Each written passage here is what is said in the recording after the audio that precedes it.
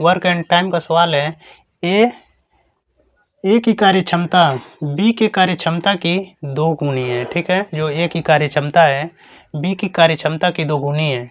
यदि दोनों मिलकर किसी कार्य को 10 दिन में कर सकते हैं तो अकेला ए वही कार्य कितने दिन में कर लेगा। देखिए यहाँ पे ए और या बी, कार्य क्षमता क्या है इन दोनों का, कार्य क्षमता जो ए की कार्य क्षमता है बी के कार्य क्षमता की 2 गुनी है।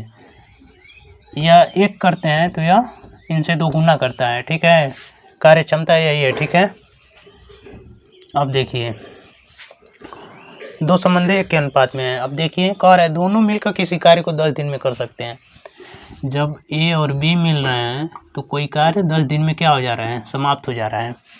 तो अकेला ए वही कार्य कितने दिन में करेगा, यानी कि पूछ रहा है कि यह कितने दिन में कार्य को समाप्त कर देगा। तो देखिए कार्य क्षमता क्या है इन दोनों का, 1 दिन में यह 1 काम कर रहे हैं तो यह 2 काम कर रहे हैं, दोनों को मिलाएंगे तो 1 दिन का कार्य कितना होगा, 1 दिन का कार्य। जब दोनों मिलेंगे तो 3 कार्य करेंगे ना, 1 दिन में यह 3 कार्य करेंगे। ठीक है, तो जब 1 दिन में 3 कार्य तो 10 दिन में कितना कार्य है, यानी कि कुल कार्य निकल जाएगा यहाँ पे।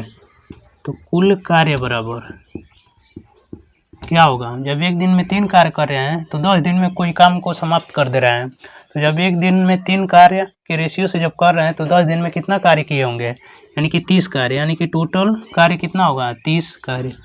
ठीक है, और 30 कार्य को किससे कराना है, कर रहा है तो अकेला ये वही कार्य कितने दिन में करेगा, यानी कि 30 कार्य को ये कितने दिन में करेगा। तो 30 बटे में ए की कार्य क्षमता क्या है, 2 का है। ठीक, तो 2 से जब भाग करेंगे ए की कार्य क्षमता निकल जाएगी, यानी कि क्या होगा, 15 दिन। ठीक है, ठीक, ये कितने दिन में करेगा, 15 दिनों में करेगा। ठीक है, यही हमारा आंसर हो जाएगा।